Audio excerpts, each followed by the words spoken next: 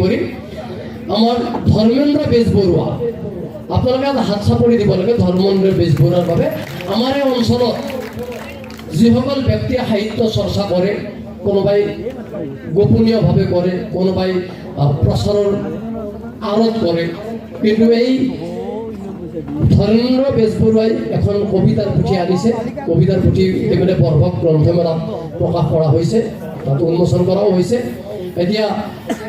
এই কিতাপখন অকণমান আপোনালোকে পঢ়ি যাব আৰু কিতাপখনৰ নাম হৈছে নিশাৰ জোনাকত জীৱনৰ কবিতা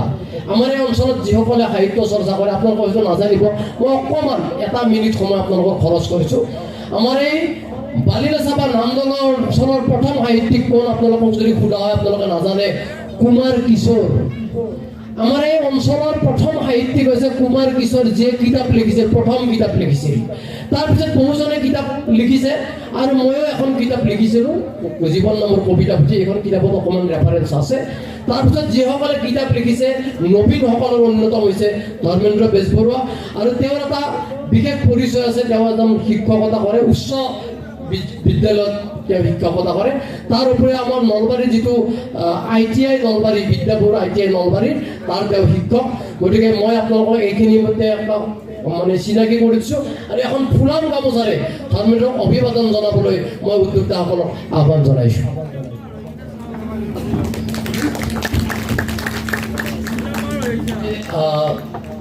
নিশাৰ জোনাকত কবিতাৰ যিখন কিতাপ সেইখন আপোনালোকে ক'ত পাব নলবাৰী প্ৰায়বোৰ ষ্টলতে পাব এইখিনি আপোনালোকক ক'লোঁ আৰু মই এটা কথা এই মঞ্চৰ পৰা ঘোষণা কৰিছোঁ মোৰ নিজৰ অনুভৱেৰে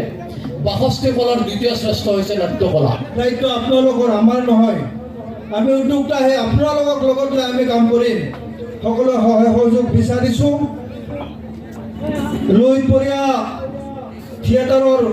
সকলো কুশলে মোৰ ফালৰ পৰা ধন্যবাদ জনাইছোঁ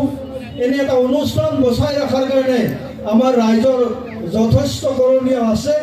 এনে এটা ইণ্ডাষ্ট্ৰী জীয়াই ৰখাৰ কাৰণে আমাৰ যথেষ্ট কৰণীয় আছে এই কৰণীয়খিনি আমাৰ কৰ্মেৰে কৰি যাওঁ আৰু দুদিন আজি প্ৰথম নিশা অহাকালি দ্বিতীয় নিশা ইয়াৰ পিছত তৃতীয় নিশালৈ আপোনালোকৰ সহযোগ বিচাৰি মোৰ বক্তব্যৰ সামৰণি মাৰিছোঁ আৰু শেষত সকলোকে ধন্যবাদ জনাই এই অনুষ্ঠান শেষ হোৱা বুলি